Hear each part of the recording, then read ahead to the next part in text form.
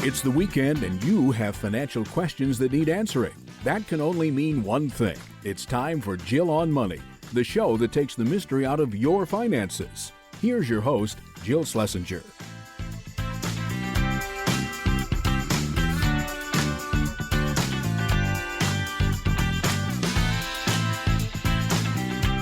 Welcome to the Jill on Money Show. This is the program that takes the mystery out of your financial life. If you've got a question, all you need to do is go to jillonmoney.com. That's our website. And in the upper right-hand corner, there is a Contact Us button. And this is a very special show for me and for Mark, the best executive producer in the world, because it is, ladies and gentlemen, our 750th show. 750 radio shows since January of 2011.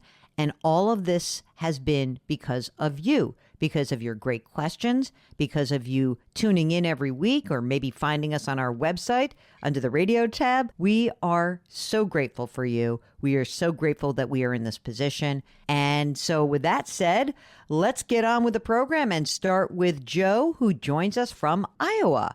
And all I can do is get that song in my head. It goes, "You really ought to give Iowa a try." Okay, Joe, you're up. Hey, Jill. What's going on? Good. Not much. It's hot here in the Midwest, that's for sure. Yeah, sorry. Same here on the East. But you guys are tougher than we are, so we'll complain more about it. So what can we do for you? Well, I have a question for my wife and I. We are in the process of getting ready to build a new home. Oh, exciting. Yeah, it is exciting. And, now we're in the design phase and planning everything out. We're probably going to break ground next spring. We're trying to make sure that we aren't overextending ourselves in terms of building too much house, given our incomes, retirements, different stages of life, et cetera. Mm-hmm. So, Joe, let's talk about the stage of life. How old are you guys? So I'm 57. Well, I'll be 57 in the fall, and she'll be 52 in the winter. Okay. In December. You guys have kids? Yes, 2 children, 22 and 18. What stage of adulthood are they in? So the 22-year-old is going to be a senior in college, and the 18-year-old is going to be a senior in high school. That's kind of why we're waiting until next year and let him graduate from high school. We'll probably move in sometime between July and September, depending on construction. Boy, you're ambitious. I just want to say that. Wait, let me just hear that again. You're breaking ground in the spring, and you think you'll be in within 6 months? No, not realistically. Okay. I'm optimistic, Jill. I'm always, all right. I'm going to just say, let's just pretend it takes a year. Let's just, for the heck of it. So spring of 2027, let's pretend that that's where you get in. Let's set our sights, something achievable very easily. And if you beat it, fantastic. Joe, are you guys both working? So I'm working and retired. So I'm a retired school teacher. I retired last year, and now I'm working as a realtor. So how's that going? It's been a good year. I've really enjoyed it. It's a very different kind of profession than being in education for so long. And it's a little stressful in the sense that my only income comes when, I buy and sell houses. Yeah. But all that training, I don't know, what did you teach? What grade? So I was a 9th and 10th grade social studies teacher for 33 years. Okay, so what I think is that the amount of patience that you had to accumulate to teach 9th and 10th graders is useful in the real estate market, because people are children when it comes to these big transactions. They regress, right? So thank God you have that. Exactly. So do you have a pension? So I do. I have a pension that I get from the state right now. Mm-hmm. How much? And then my wife is still actively teaching. Okay. What is the pension amount? Pension is like $4,400 a month. Okay. And how much does your wife earn as a teacher? She makes about $5,000-ish a month. And she will also be entitled to a pension eventually. In 4 years, she'll be able to collect her pension. Okay. Do you think that's what she wants to do? Yes and no. She just started recently talking about 4 or 5 years or 6 years. So, okay. But you'll It get just kinda something. So you'll depends on have the day. some, but you guys will have some consistent income. Yes. Okay. What did you earn as a realtor for your first big year? Well, so I've been doing it for 5 years, Mm-hmm. part-time, full Mm-hmm. time in the last year. And by the time I get everything done, it'll be right around $100,000.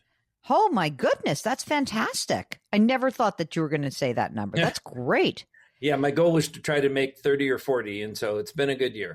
Phew, fantastic. Okay. So both of you have the pension plans. Did you also put money away into some sort of deferred compensation plan in addition to the pension? So we have about 1.1 million in Roth IRA. Oh, And we have about 500 and right at 500,000, 505,000 in 403Bs. how'd you get so much money in the Roth IRA? Did you convert some? Nope. We started maxing out our Roth IRA contributions in 1990, whatever, when the Roth Six. IRA came out. When good old Senator Roth from Delaware said, "Hey, let's do this thing." Oh my Yeah. God, that's great. Yeah. So those are the two big accounts. Do you have any brokerage accounts or anything else that's floating around? Have a small brokerage account. It's probably about 60,000 in a brokerage account, and then another probably 40 to 50,000 in high yield savings. Great. That's great. How are you getting these two kids through school? The senior, the one who's becoming a senior in college, is that paid for with funds? Is that loans? What's going on? So we've got 529s for both boys. The oldest one, who's a senior in college, has about $5,000 or $6,000 more in his account than it will take to cover his senior year. Okay. And then the senior in high school has about $100,000 in his account to cover college. Is that about the right amount in terms of where they're going to go? Okay. So we don't have to school here in Iowa. Okay, great. That's wonderful. Anything else that I need to know before we go into the economics of building the new home? Other than we're debt free, no. Oh, that's good. Okay. So let's talk about the existing home that you're in right now. How much is that worth? I'd say, as a realtor, I always say it's worth more than it probably is. But all right, scale back, mister. Conservative, I would say probably about $450,000. The plan is what? Sell the house, build how are you going to finance? What's your idea of how you're going to finance the transition? Yeah. So part of the, I guess I did forget to also include that we've already got the lot and it's paid for as well. Oh, okay. So how much is that lot worth? About 220. Okay. So that's paid for. Good. I'm sorry I have to ask this because I always laugh at this. How much do you think you're going to spend to build your dream house, Barbie? Yeah, that's been part of our problem in my head. I was going to sell our house, buy the lot, build the house the same as what we're selling. Ha ha ha. The reality is it'll be about double what we're I don't know why that does not surprise me. Okay. We'll get back to Joe in just a moment. If you've got a question for us, something going on in your life that impacts your money, all you need to do is go to our website, JillOnMoney.com. Click the Contact Us button, write us a note, and if you would like to join us live, check that box. Mark will do everything else. You're listening to Jill on Money.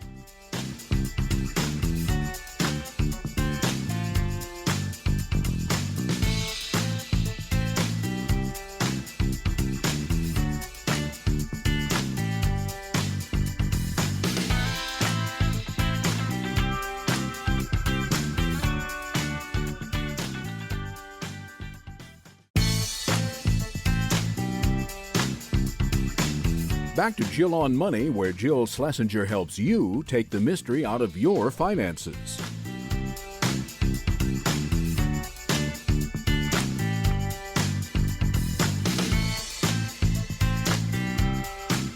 Welcome back. It's the Jill on Money Show. We are here trying to help you navigate your financial journey, and that journey is yours. It's nobody else's. So if you would like to get in touch with us, give us a holler. Just go to our website, JillOnMoney.com, JillOnMoney.com, and click the Contact Us button. While you're there, don't forget to sign up for the free weekly newsletter. Comes out every Friday, and Mark does a great job with that. And we also have other stuff that lives on that website, including a way for you to subscribe to our podcasts. We have 2 podcasts. One is called Jill on Money, Monday through Friday, and then we've got the Money Watch podcast that airs on Saturdays and Sundays. You can also check out the latest segments that I've done on CBS News under the video section. There's resources, all sorts of stuff there for you at JillOnMoney.com. Right now, let's get back to Joe from Iowa. So you need to spend $900 or $1 million bucks. Yeah, give or take. And so does that mean you're going to end up with a $1.2 million loan? Are you saying 900 and $1 million, including the lot? No. So the lot's paid for, our house is paid for. So I'm going to sell our house. We're going to, if we have to move twice, we'll move twice. Okay. To make sure we can proceed with the transaction. Okay. So you're not going to do that crazy, like, let's maintain both houses. So you're going to sell the house, get the money, throw it in an account. The new construction starts and it's going to be $1 million bucks. Correct. Right? Okay. Yep. So what is your idea? I mean, you're in the business. So are you thinking about okay, I have 450. I'll put that 450 down. I'll get a construction loan for the rest. Like, what are you thinking about? So my plan is to have the 450 accessible. That'll pay for, the first half of the build. Yes. And then get have hopefully by then sell more houses and have about maybe another, I'm going to say $100,000 to throw in cash. Okay. And then finance the rest. And what kind of financing are we talking about? My dog is worried about the financing. I don't know if you can hear her in the background, but she's a little worried. So if you have 450 down and then another 100, so you have 450 grand to finance. How? Tell me what you're looking at right now. So it'd be a construction loan. Yep. Here at a local bank that I've already talked to 2 bankers here in town. Okay. It won't be a problem. What's the interest rate on that? It'll end up being, depending on interest rates. Let's say it's today. Today it'd be about 8%. Once you have that loan, is there a conversion into a 30-year fixed loan? Like, what's the mechanism to make it move from a construction to a traditional mortgage? So the way that they do the way they explained it to me was that it's an 11-month loan to build the home. And then if the home is done before that, then you can just convert it into a 30-year or 30-year mortgage or 15-year mortgage or whatever. Great. Okay. Very good.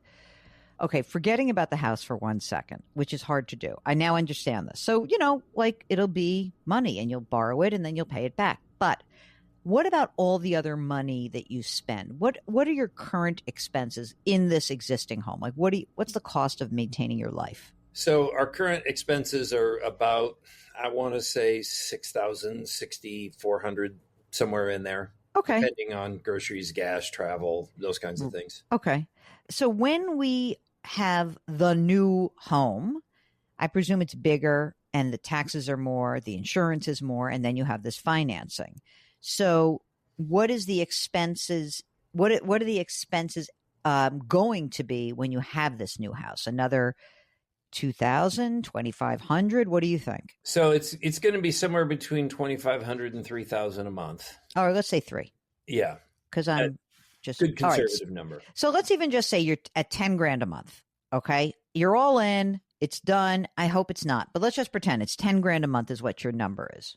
Somewhere around 9 or 10 grand a month. Okay, so the good news is I know that's net, but you have your pension. She's still working. And you have your real estate income. All of that is good. Let's just say that she were to retire in 5 years, like at age 57. What would her pension be approximately? It'd be right around $5,000. So you guys would both have, your pensions, which would really mostly cover, not everything, but mostly cover, but the extra income, even if you don't do 100 grand a year, even if you did 50 grand a year, the 2 pensions plus your real estate income should cover your expenses. Is that fair to say? Easily, yes. Okay, easily. Great. There's no need to invade the 403B, the brokerage, the high yield savings, or the Roth. You could just let it run. All those accounts can just keep growing. ostensibly, if there were a problem, and I don't think there's going to be a problem, but just let's pretend there'll be a problem in a couple of years or something. You could start slowly draining some of the money out of the 403B.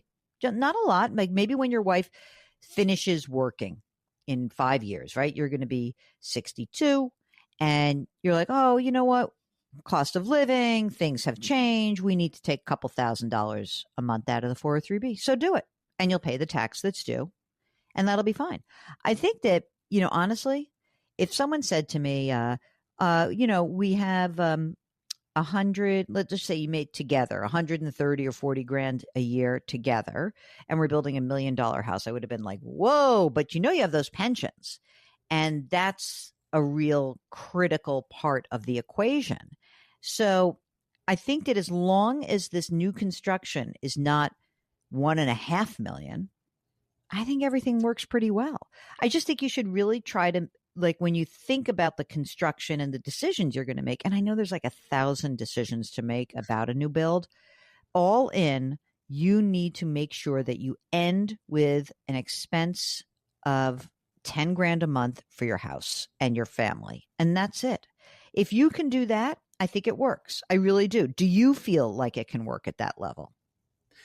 Yeah, it's just hard, in my emotions because haven't had a mortgage in 15 years. Get used to it, baby. You're going to live in your dream house, and that dream house doesn't come for free. Let's see where interest rates are. Because yes, you're going to get the construction loan. You'll start this process.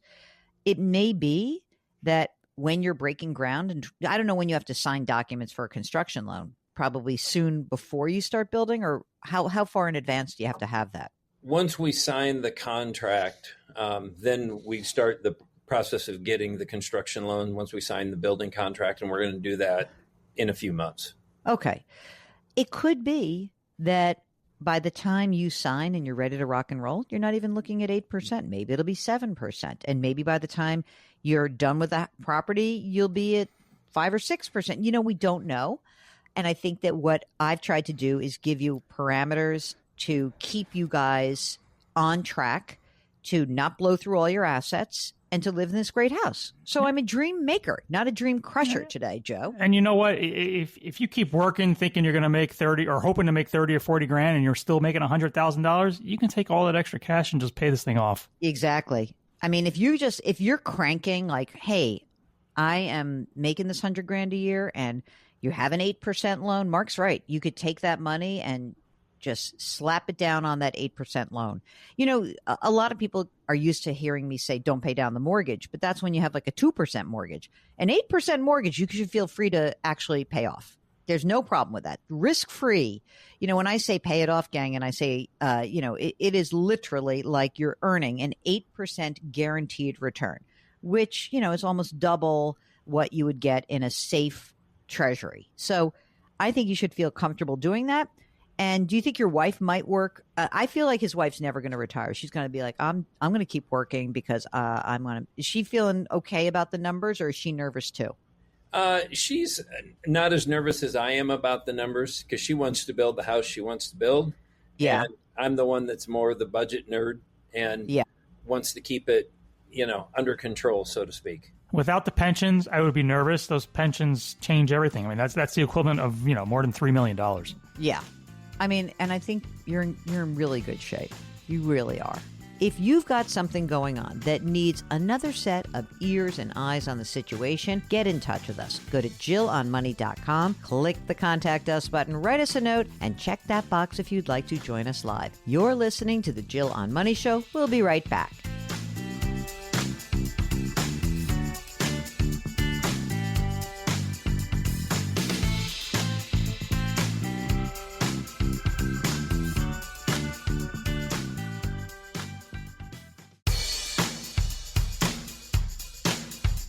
Do I invest here? Should I put my money there? Jill Schlesinger can help you. Back to Jill on Money.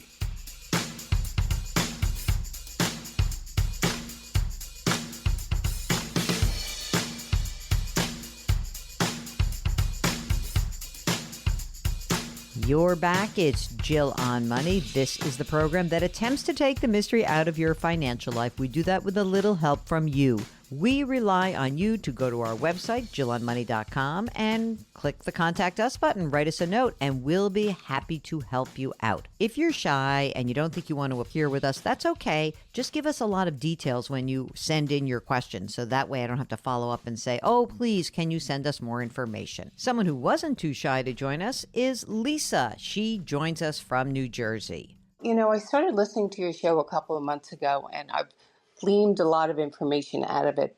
And I was hesitant to write in because I don't have as many assets as the majority of your listeners do. Wait a minute. That's not exactly true. I'm just going to correct you for 1 minute.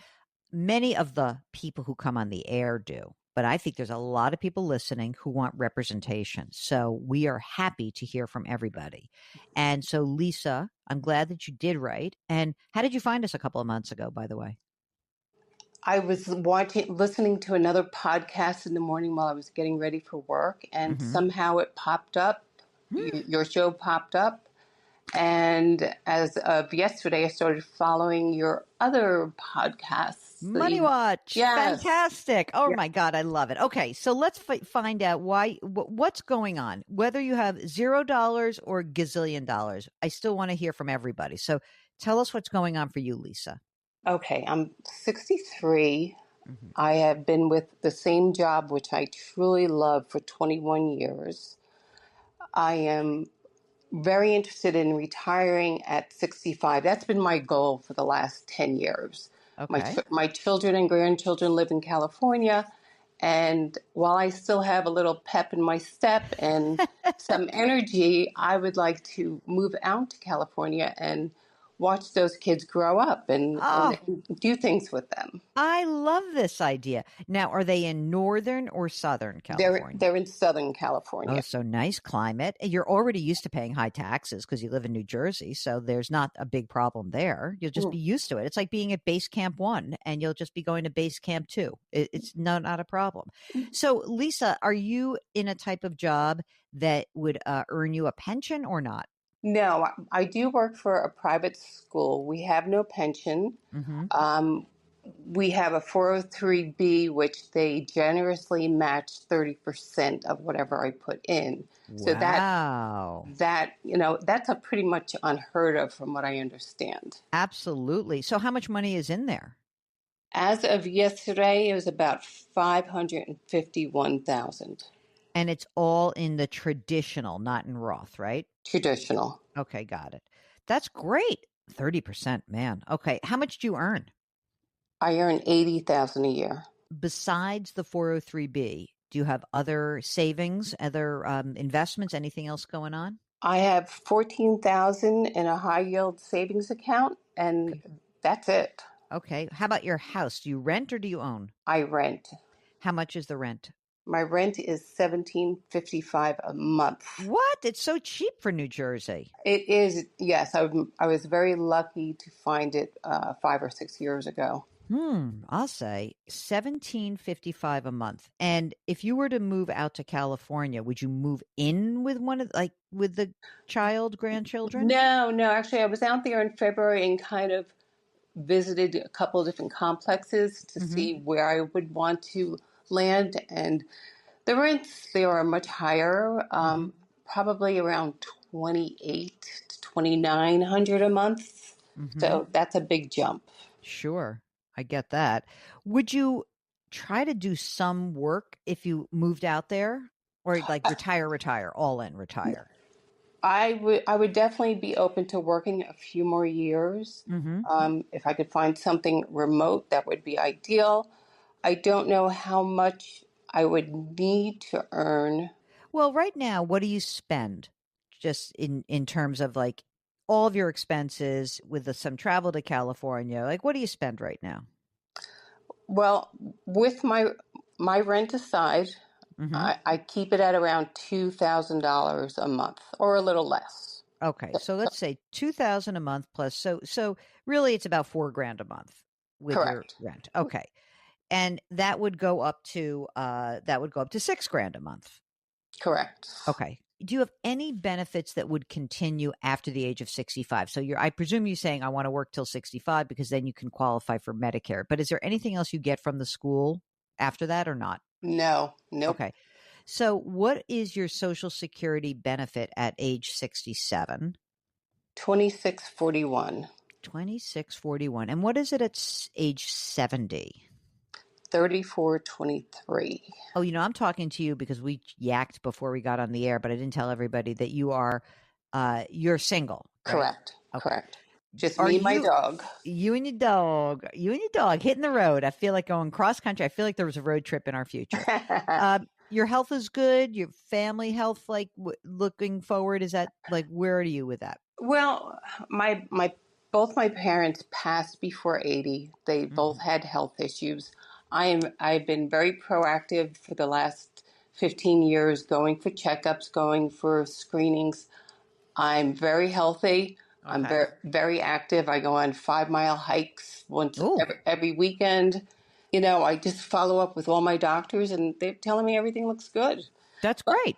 But it scares me to know that both my parents passed before 80. Yeah. And if I wait to 70 to retire, yep. If I have those genes I'd like more than 10 years with the kids. I can guarantee it. No, I cannot do that. I can't. But we also have to kind of play the odds, right? And so let's kind of be clear about this. Where we stand right now is ideally you'd like to retire at 65. Then you move to California. But, right now you have no debt? No debt. No debt. So you're really fine at $4,000 a month. The question is, what happens if we have $2,000 a month extra, making you at $6,000 a month for expenses? We'll get back to Lisa in just a minute. If you're wrestling with a big financial decision or even a small one, don't do it alone. We are here for you. Go to JillOnMoney.com and click the Contact Us button. We'll be right back.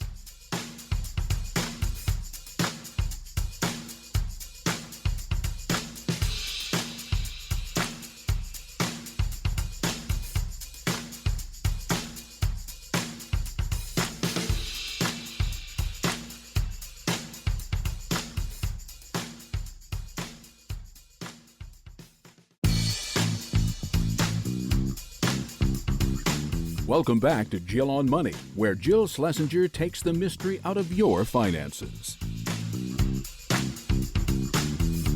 Welcome back. It's Jill on Money. Let's get back to Lisa from New Jersey. I think this is a little bit of a tough one because on one hand, I hear what you're saying, which is like, I want to go do this while I'm healthy. On the other hand, I'm looking at the numbers and I'm like, I'd kind of like you to earn a little bit more money for another, like, is 65 in stone? Because you said you love your job and you're in education. So does that mean can you travel a little bit and spend some time in California? If I told you had to work till 67, would that completely bum you out?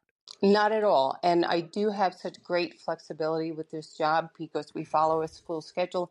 I have so much time off that I pretty much had the month of August off where I am going to California to stay with the kids. Great. So that's awesome. Okay.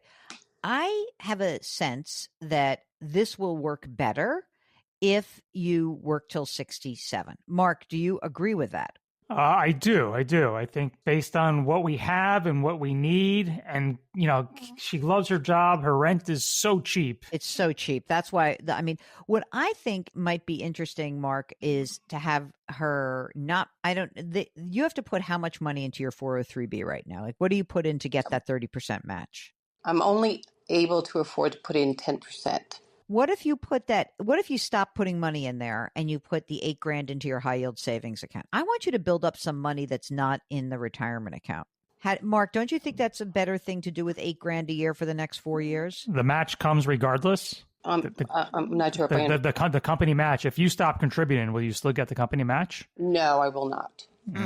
So what do you have to do you have to put $8,000 to get the 30%, or can you put a little less? I can put in as much as I want and they'll match 30%. So you just have to participate. So they're matching 30% of whatever you put in. Yes. Okay, I got it. Maybe I'm going to keep her doing it. What do you think, Mark? I think I would. Yeah, that's the all right. number. So let's keep doing that. Okay, so you're going to put in 8 grand, which is essentially that, 10,500 goes in a year. So that's going to just keep doing that. That's fine. If there's some extra money, squirrel it into your high yield savings account. Now you do this for 4 more years and you live your life and you see what's going on. And I also think that to go out and rent right now in California, right after the fires, especially because it's Southern California, the market is somewhat distorted. So maybe we'll see, maybe things settle down a little bit in terms of the rental market. But as long as you can keep doing that, I think the idea would be at age 67, just because I don't think there's going to be a problem if you waiting till 70. And it's a pretty big jump for you. That $800 a month is a real number. And so I'm wondering whether at age 67, you say, I'm retired, but you don't claim Social Security until you're 70, just because that number is so huge. Now, here's what you would do. In the interim years, like at age 67 to 70, you'd pull money out of your 403B and you'd live on it. You would take out, let's say 80 grand for 3 years, 80, right? You'd pay the tax on it. You'd live your life. Then at age 70, you'd claim Social Security. Okay. And then you would reduce the amount of money you're pulling out of your 403B little by little. And, it all works better the longer you work. I want to be clear about that. You could do this. It's a tiny bit of a roll of the dice, meaning that if all of a sudden you're thinking about doing this and it's 2 or 3 years from now or 4 years from now, you should either get back in touch with us, go to a financial planner, and make sure these numbers work. Because it won't work if all of a sudden we have seen a huge run up in the market and then boom, there is a terrible recession and the value of your portfolio goes down dramatically. You're not going to feel like you want to do this. I can tell you that right now. So we're going to have to retest it. I think you're pretty close. I think that if you can, if the cheaper the rent, the better. If it's not 3 grand a month, it's more like 2,700 a month in today's dollars. That would be better. But my inclination is to wait till 70. You are healthy. You are, you have your parents' genetics, but you sound like you're healthier than they were and you're more attuned to it. And that $800 difference is a big jump for you. And as long as you can make this work and you have all that time saved up and the kids are you can really spend time and go out there and spend a month, then it seems to me you're in a very good situation right now. I don't think it's a 65. I think it's at least 67. And then maybe you're like, oh, you know what? This is working great. I'm going to spend a month here, every school vacation, go to California. I got cheap rent. And of course, this would change if all of a sudden your rent went up dramatically, but you're in a good place. And I would try to, as long as you don't hate work and you're happy and you can still see the family, I think you're in good shape, but don't move just yet. How's that? I have a smile on my face. Oh, okay, good. Very good. I like, thank you for the visual. Now, Lisa, do you have your estate documents done? I do. Everything is all in place. Okay, great. So I think for the interim, keep putting the 8,000 into your 403B, get that 30% match. If some money falls out of the sky and your life changes for some reason, get back in touch with us and we can help think this through. But I think your basic game plan is I'm 63. I'm going to shoot for retirement at 67. If something really great happens between now and then, I'll give Jill and Mark a call again. And if not, let's see how I feel at 66 and a half and go from there. And I do think you're in this unique situation, as you said, you've got flexibility, you've got the school vacation, you get to see your children and the grandchildren. That's kind of a great thing. So I just don't want you to I don't want you to spend all the money you've accumulated, go to California and then say, kids, isn't this been great? But now I need some money. We don't want you to be put in that place. Okay. Exactly. You're listening to the Jill on Money Show.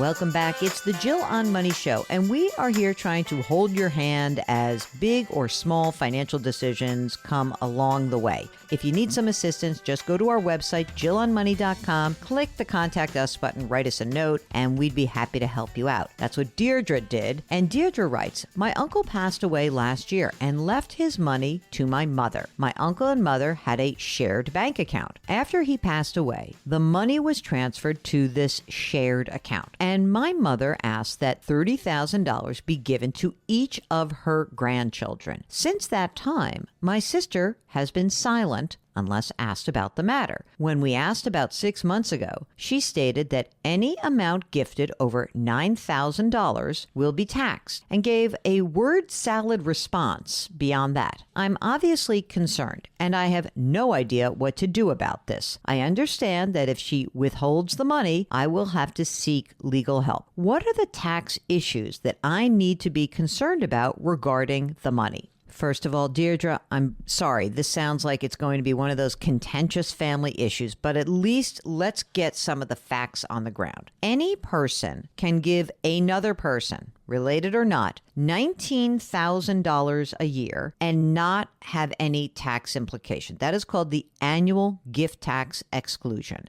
So if she were to gift $30,000 to each of the grandchildren, all she would have to do is file a gift tax return and say to the government, hey, for each of these grandchildren, I gifted 30. I know that 19 has no tax implication.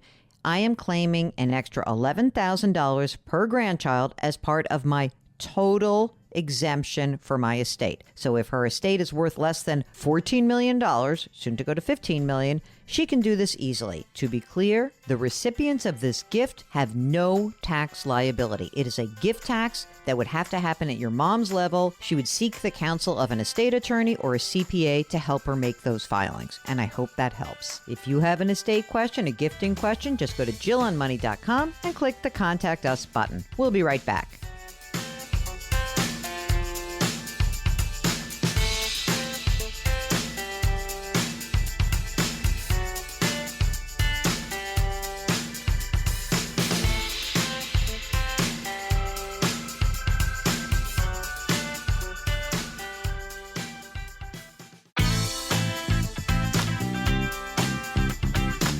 It's the weekend, and that can only mean one thing. You're listening to Jill on Money, the show that takes the mystery out of your finances.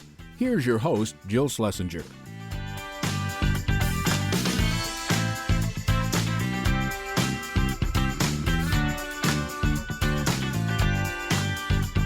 Welcome back. It's hour number 2 of the Jill on Money Show, and we are celebrating our 750th show today. I cannot believe it. We started this back in January of 2011 with the assistance of a lot of folks at CBS News who helped launch the program, including Harvey Nagler, who at the time gave us the green light, and made Mark my producer for life. Thank you very much, Harvey.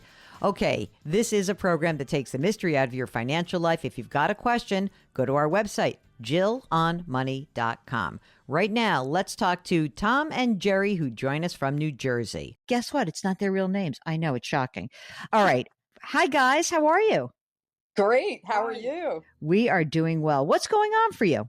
Well, first off, I just want to say thank you so much for having us on. We had asked last year and were invited and couldn't be on. And actually, our son turned us on to your show. And we have been like total active, obsessed listeners. So anyway, learning so much. And I feel like I need the Jill and Mark seal of approval before I make this major life decision of retiring. I love that. And first of all, thank your son for turning me on. I mean, thanks for your son for turning you on to us. I joke. Okay, so what's going on, Jerry? You're working full time still? Yes, I am. I'm a nurse, actually. Oh. I've been working a long, long time. And we had planned that I would work another year and a half. But now I'm feeling like I got to get out. Okay. So it's a little earlier than planned, so a whole year earlier. But I'm thinking, can it be done? How old are you? I am currently 58. I will be 59 the end of the year. And Tom, are you still working full time? Yes, I am. And how old are you? I am 62. Would it be your intention, Tom, to say to Jerry, there is like, I am not quitting, or you're like, I'm not letting you have the fun without me? Would you also think about retiring in another year or 18 months? Absolutely. As soon as Jerry goes, I go. That's it. We're a team. I know it. I've watched the cartoon many times. I see that you work well together. Okay. So let's talk about the situation that you find yourself in terms of your savings, because, obviously you're making up money, you're doing your job, but we have heard a lot from people in the medical profession, all different stripes, that COVID fried them and that many people just kind of stuck it out. And I think there is a little bit of a hangover from that whole experience. So I want to understand how much money you've saved so that we can try to make this happen for you. Sure. And just so it's clear, like we were thinking another year and a half, but now we'd like to do it the end of this year. I'm with you. I got I see the 6 Yeah. months, the 6 month clock is ticking. Okay, great. Okay, so where do you want to start? I have my notes. Okay. First things first. Will either of you be entitled to a pension? Yes, I will. Okay. What is that pension amount? We're going to pretend you give your notice, you're done. It's the end of this year. The beginning of next year, what is the pension amount? It would be 65,161. All right. I'm going to just say 65,000. Okay. Sure. Tom, no pension for you? No. Okay. So that's great. A huge base. Amazing. What have you guys saved in retirement assets? Combined for both of us is pre-tax 1.556. All right. 1.5 million. I'll even say 1.6. Okay. And that has not been taxed. So that's all traditional. Right. Okay. Great. What about money that is maybe Roth assets?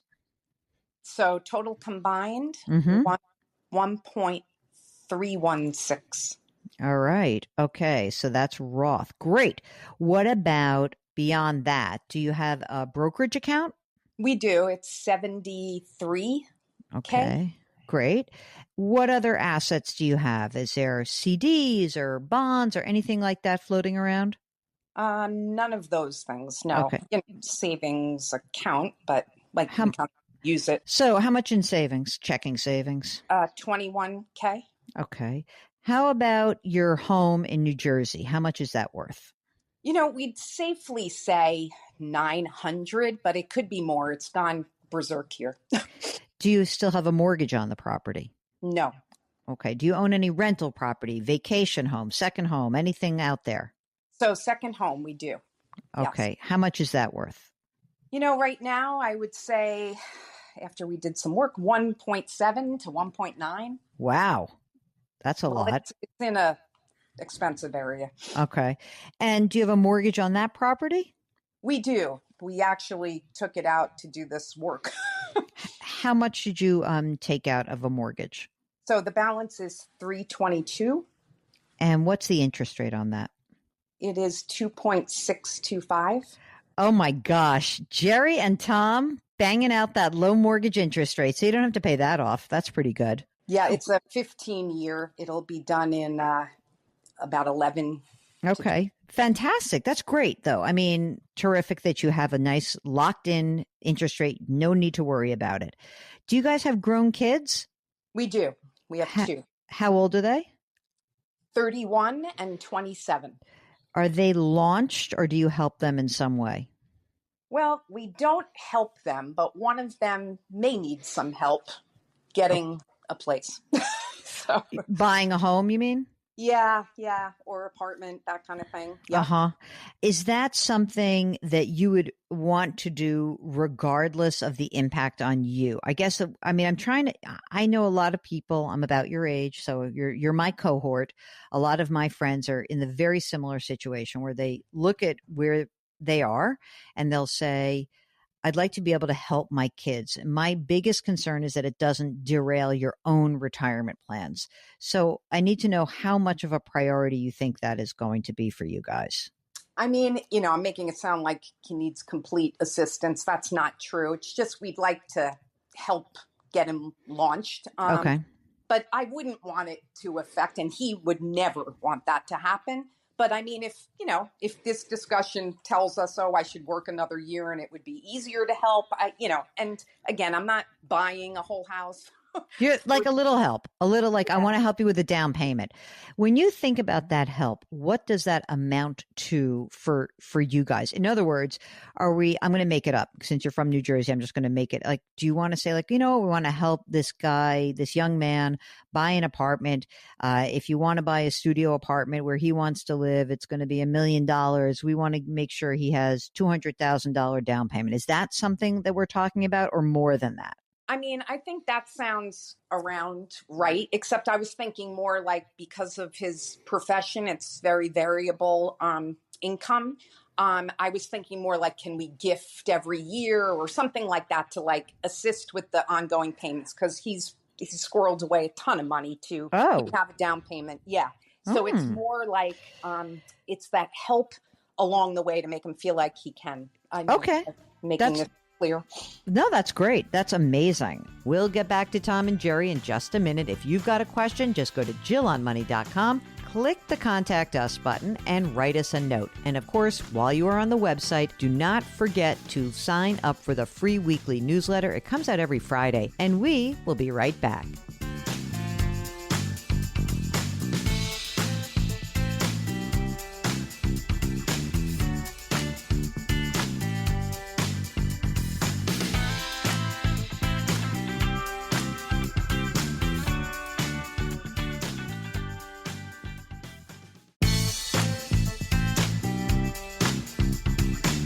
Back to Jill on Money, where Jill Schlesinger helps you take the mystery out of your finances.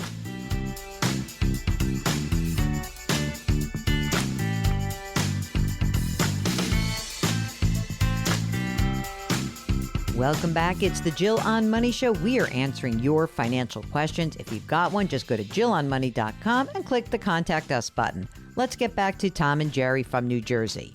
Okay, so now when we look at we got all the assets, we got the money that you would like to give away. Now for the kicker, what do you think you need to live on? What do you think your expenses look like?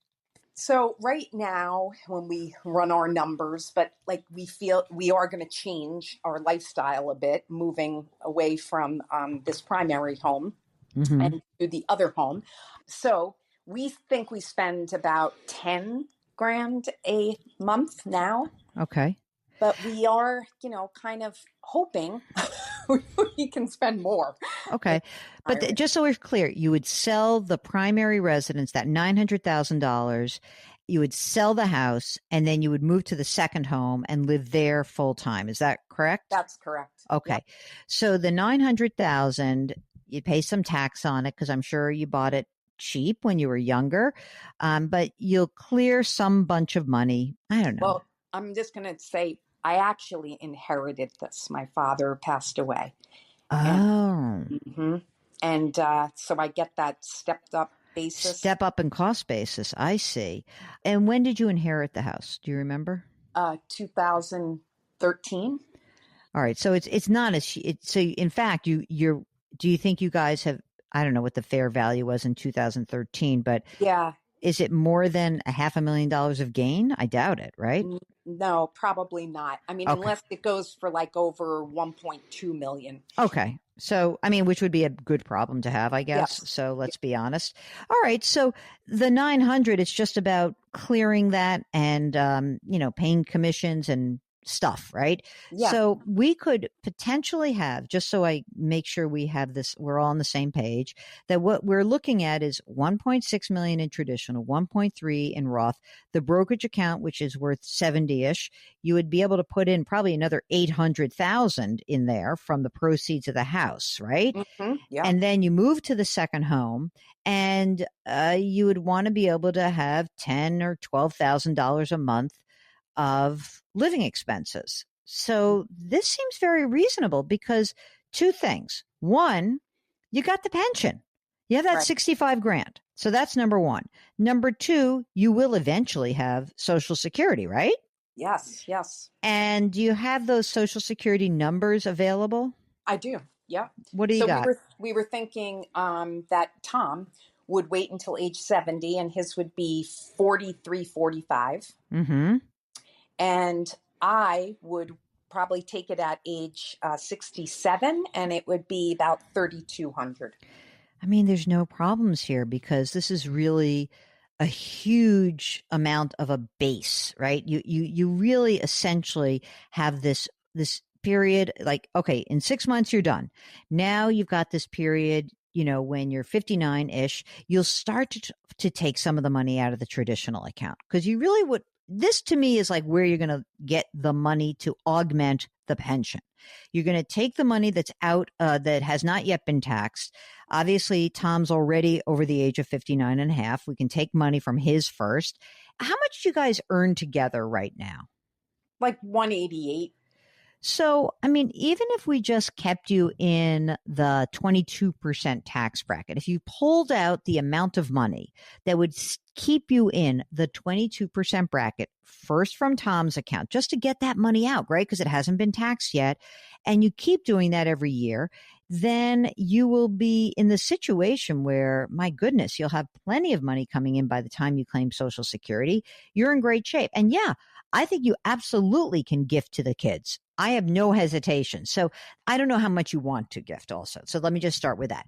Right now, under today's law, which, so things can change, that you can give $19,000 to anybody you want as a gift. Okay. Now, because you're a couple, that means you could give $38,000 a year to each of your kids if you wanted to.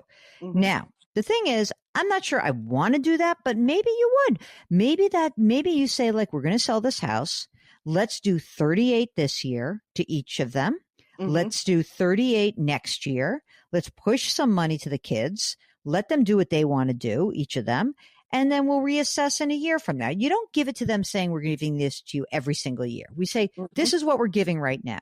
Right. And we're going to see how things go. This to me is a no-brainer. You can afford it. What's very likely to occur is that, all the money that you have already saved is going to accumulate faster than you can even pull it out of that traditional. It may even be that you pull money out up to the 24% tax bracket, that you pay a little bit more in taxes just to get that money out so that you don't have that big explosive tax bomb, as Ed Slott likes to call it, the ticking tax bomb that comes to, at your feet at age 75. So we have that. Is that like what we have? Like, is that something to be very concerned about? I don't want to go crazy. I think that you have the ability to control this a little bit more.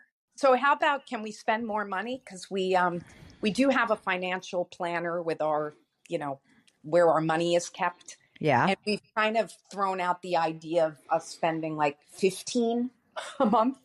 You can't even you couldn't spend 15 if you tried. I know it. I think that you probably are pretty, you should be able to do that. I wouldn't do it out of the gate. I would try, let me just do a quick thing with I just want to look at your Social Security for 1 second. Does your pension have a cost of living adjustment or not? It does not. Okay. Is there a survivor benefit to it? There's like a zillion different options you can choose. So you could go that way, but we were thinking of not, to be honest with you. I know that may sound crazy, but can I just back up 1 second and ask you one? So like if I stayed another year, I just want to tell you what the difference is, the years of service add to it. It's a $2,600 difference. This is why I'm thinking, like, if I can leave now, why not leave and start living? I would have no compunction about the staying an extra year. I would not I wouldn't make my decision based on that at all. Okay, because that was my big decision. No, I don't think so. I don't. If you work with a financial planner, what did the planner say when you said you want to spend 15 grand a month? He said, fine. They actually figure it out. That was what I wrote in my questions. They do this running all those Monte Carlo. Yeah, all that nonsense. Of course. And they tell you, like, we're 99% success rate after, like, all kinds of things happening. Yeah. And so I kind of wanted to wrap my head around what that means. And he had it figured at $15K a month, plus an additional $25K of vacations into our 80s. I mean, first of all, I think that the numbers all work. I think that if it's 15 grand a month and that's really what you're spending, that's what you should model. I think that if it's like we're spending 10 right now and and we're really only going to spend 15 with the trips and all that, then that's fine. I think it should be as realistic as possible also, that like, if you really want to help the kids, I wouldn't go like hog wild and spend 20 grand a month or something. Like, you have money, but like, 1.6 million hasn't been taxed yet. And if you do want to help the kids, I think you should bear that in mind. But there doesn't seem to be a problem to me. And I certainly wouldn't stay an extra year to get that pension. No. I think that, or to improve the pension. I would be interested in hearing what the other pension options are, even though Tom is 4 years older than you and probably has a shorter life expectancy. Is there some choice in the pension options that might give him 50% of the pension just in case, so that he has a little bit of base of income, so that, when he goes and finds his next wife, that no, I'm just kidding. I'm not kidding, and yet I'm kidding. But I mean, I think that it's worth it to say to the financial planners, hey, we also have these pension options. Help us with that. You're listening to the Jill on Money Show, and we will be right back.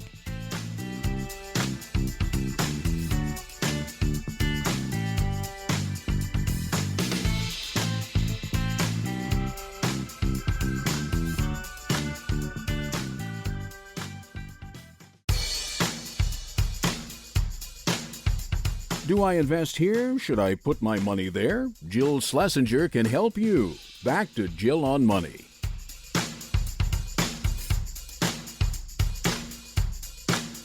You're back. It's Jill on Money, and we're here trying to help you unravel all of the mysteries of your financial life. I mean, some of you know that you're in pretty good shape, but you get in touch with us, I think, just to make sure that you're on the right track. And if that sounds familiar to you, whether you're young, whether you're older, whether you've got a lot of money or what you think is a little bit of money, get in touch with us. Go to JillOnMoney.com. Click the Contact Us button and write us a note. And of course, while you are on the website, do not forget to sign up for the free weekly newsletter. It comes out every Friday, and I think it's such a good way to kind of warm up for the weekend show. And if you miss any part of the show, of course, you go to JillOnMoney.com and just click on the radio link, and you'll be able to find what you missed. You'll also be able to find our subscription service, which is called Jill on Money Live. That's where you have access to quarterly live webinars, the back catalog of those webinars, and bonus audio and video content, all for $45 for the next 12 months. Jill on Money Live. Again, it's right on the website. Right now, let's get to an email. This is from Virginia, who writes that she has 3 kids, and she says, I have some savings. All 3 of my adult children know that when I go, any available funds are to be split 1/3, 1/3, 1/3. One wanted to buy a condo. She has had many medical problems and chronic diseases. Thus, she has had limited income. The other 2, they own their homes. I gave her $80,000 as a down payment. Later, I told her that that was part of her inheritance. So when the division of my assets occurs in the future, the other 2 kids will get that 80 before the rest is divided equally. She was very upset. She didn't know it was part of her inheritance. Needless to say, the other 2 thought it was only fair. How should I proceed? Virginia, I remember that I spoke to a friend of mine who had a few bucks and in the similar kind of a situation. And he had a great way of thinking it through for himself. And I'm sorry that your daughter's upset and, whatever. I'm sure she would have been upset whatever you decided, it sounds like. There's one thing to be fair, and there's another to say, like, do I have to be equal or equitable? And I think what you are really trying to do is strike this balance. It seems to me that, if you had, let's just pretend that you had, I don't know, let's say you had $1 million when you died. Okay. Not you, but the kids had $1 million. You would say, look, the 80 grand would come off the top to each of those kids and the rest of the money split 1/3 each. That seems to me a very fair compromise. And if your daughter can't actually wrap her arms around what that is and her head around it, I think that's really her problem. It's not yours. I think that the way you proceed is you say, I'm very sorry. I hope you enjoy this place. And thank you for your input. I don't know if there's much more to say. And I also don't think it makes sense for you to really wrap yourself around the axle about her issue. You know, she's got her condo. She's good. She'll get some inheritance. Like, it's better to have, in some respects, isn't it better for her to have the money today and enjoy this condo rather than wait until you die? You know, that's just so that's how I would proceed. I know that probably seems a little bit harsh, but I kind of like, geez, I don't know. Mark, you waiting for your inheritance? No, I mean, I agree. She got the 80 now. The other two kids will get 80 each, and then whatever's left will be divided a third. It's not like this 80 is it. Yeah, and also, by the way, if she doesn't like it, maybe the 80 should be it. That's mean. Okay, this is from Matt, who says, "Hi, Jill and Mark. Thank you for all you do. It's my third time writing in. Third time's a charm." He's in the three-peat category, Mark. Your advice has been incredibly helpful. Last fall, I asked about switching from a pre-tax to a Roth for our retirement accounts, especially given the long-term financial picture. My parents are in their 70s. They've got a net worth of $7 million. The grandfather is 93 and worth $4 million. Talk about planning responsibly. This is amazing. So Matt says, I don't want to rely on the future inheritance. Also, I don't want to ignore the likelihood of receiving a bunch of money from my grandfather and a share of my parents' estate. In the past few years, our financial picture has shifted significantly. My parents now generously gift up to the annual IRS limit, which is actually $19,000. And they cover half of our son's daycare, which is $750 a month. They pay our phone bill. They contribute $500 a month to the kid's 529 plan. Oh, my God. Phone bill? I mean, that's a little much, but okay. Good for you if you got it. My grandfather gives us $10,000 a year. We're so grateful. None of this was expected. Okay. So maybe that's the nice part, that they didn't expect it. And so he goes on to write, we've always lived below our means and invested the difference, as has the past two generations in my family. I'm 39. My wife is 33. We have a 2-year-old and another one due in the fall. So the question is, how do we directionally plan for early retirement, maybe, between age 50 and 55? He goes on to say, I don't hate my job, but I really want to spend more time on what matters. Finances, $850,000 at Vanguard, bunch of different kinds of accounts, 75-25 stock bond. $600,000 home with a $275,000 mortgage. It's a 30-year mortgage with 2.74%. He makes $180,000 a year. She makes $65,000. They spend about $8,000 a month. Question: is too much of our portfolio tied up in retirement accounts? Should we consider funding a 457 if my wife switches schools for access, or continue building flexibility in our taxable brokerage, or both? All right. First of all, definitely do Roth. Definitely do Roth, okay? That's for sure. So we already gave you that advice. I would build up my non-retirement assets a bunch, because if you did want, let's just pretend that, you are young. Your grandfather is, probably going to pass away sooner than your parents, right? And so you're 39. So you'll have $500,000 that's added to the overall game plan. But I don't want to load you up on having too much pre-tax money, because you are going to have a lot of money in your life.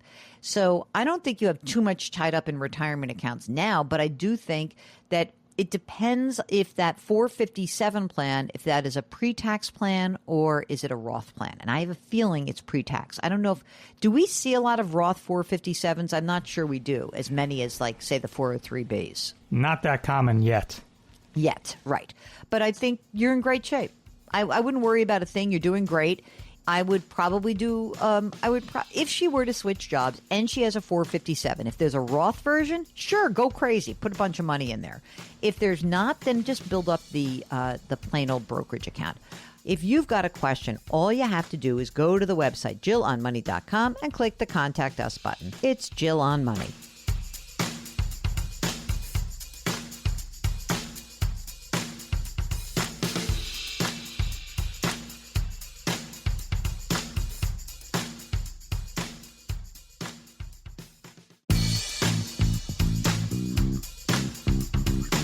Welcome back to Jill on Money, where Jill Schlesinger takes the mystery out of your finances.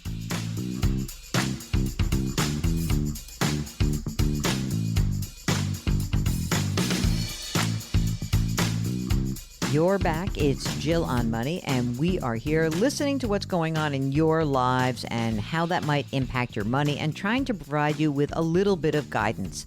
And gang, we have been doing this since 2011. This is our 750th show, and every single week I say to Mark, who is the best executive producer in the world, that talking to you guys is the most fun I have all week long. I love it. So keep the emails coming. Keep the comments coming. Let us know if you need any assistance by going to our website, jillonmoney.com. That's jillonmoney.com. And in the upper right-hand corner, there is a Contact Us button. When you press that button, what happens is a form pops up. That is the email that we receive. And at the bottom of that form, it says, would you like to appear with us live? Would you come on the show? And you just check the box, and then Mark will follow up. The reason we love having you on the program with us, even if you change your name or your location, that's fine. We protect the innocent. We really love to hear what's going on and then be able to ask you follow-up questions in real time. That's the beauty of talking to you live. Now, again, I know some of you are shy, so if you're going to use the email, give us a lot of details. That way we don't have to bug you for more information. Okay, right now, let's take an email. This is from Angela, who wants to know about doing Roth conversion. So pay attention, Mark. She writes, I'm 70 years old. I'm divorced with 2 kids who are in their late 20s. I own my apartment, no debt. I've got $1.2 million in a traditional IRA, $550,000 in a brokerage account, and 50 grand in a Roth. It's all self-managed. This is the first year I'm mostly retired. I'm a late bloomer in realizing that I'll be owing a boatload of taxes on that $1.2 million. My income from here on will be $35,000 from Social Security and pension, $10,000 from real estate holdings, and maybe $20,000 from work. I'd be happy living with $75,000 to $100,000 a year. Unfortunately, I've been so involved with my career that I'm just learning about Roth conversions. Is it too late to convert? Would it make sense to take a hit and convert it all at once and benefit from the tax-free earnings for the next 30 years? I'm confused. Help. And thank you. I just started listening and I'm learning a lot. So, Mark, for Angela, she's got $1.2 million not taxed yet. She's going to have some income, about 65 grand. And she's got all this money that's going to be taxed. What is your recommendation on converting some money maybe between now and her age 75 when those required minimum distributions will kick in? I mean, I'd really have to really, really crunch the numbers, but I think I'm going to say no. I don't really want to soak up all of her liquidity. Instead, I would probably, for the next 5 years, she can start pulling out a pretty good chunk. Yeah. I mean, listen, you're in the 22% tax bracket right now. So there's a couple of things that you could do. You could say, as single, I would like to maybe instead of convert, I certainly wouldn't convert all at once, but maybe what you would do is you could pull some money out and just have it. And, I don't know, if you wanted to convert, you could, but then as Mark said, then that money is, you lose some of your liquidity. You'll have to pay tax on it if you pull it out. But, the 24% bracket goes up to $197,300. Maybe instead of pulling the money out and converting it, maybe what you could do is just start taking out like $100 grand a year for the next 5 years and take that money out, pay the tax that's due. You'll be at the 24% bracket, put it in the brokerage account, and then start pulling the money out as needed through RMDs. But you will have taken a chunk of money out by doing that. So you're going to be in good shape. And, yes, you'll have tax-free earnings, but that would be great for your kids, but not for you necessarily. I don't know. I think I agree with Mark. Maybe just pull a little extra money out. Okay, Barbara has a question here. And she says, I'm recently retired and I find your podcast interesting and informative and humorous. I added that. Okay. I want to help my retired sister. Oh my God, this is a second thing about like helping sisters helping sisters. And I'd love this idea. So Barbara wants to help her retired sister relocate back to our northern state to be close to her children, grandchildren, extended family. The house she owns in Florida will sell for about $125,000. A suitable house in the north for her and her husband will cost about $200,000. They don't have savings, but I want to bridge the gap for them as a gift. I'm not sure how to do this. Ideally, the house up north will be purchased before the one in Florida is sold, so a cash offer could be made. Should I buy the house outright and transfer the deed or transfer the funds to her? Okay, here's what I think you should do. Barbara, if I don't know how much money you have. If you wanted to buy the house outright and then transfer the deed, what you need is a lawyer. And that's really I think that's what's actually the most important thing. Maybe that's the easiest thing to do is you buy the house outright and then you gift it to your sister. But then the problem is she'll have to buy it from you in some way, shape, or form. And you have to have some sort of agreement so that she's sort of paying you $1 a year and you're forgiving the loan over time. So here's what I think. I think you can do it, but I think you should talk to an estate attorney to help you do it. Because otherwise I think it's going to get messy and I don't want to mess up you guys for your tax situation, okay? If there's something going on in your life that touches your money and we can help, we'd love to do so. Just go to JillOnMoney.com, click the Contact Us button, and we will jump in at that moment. Okay, you're listening to the Jill on Money Show. We'll be right back.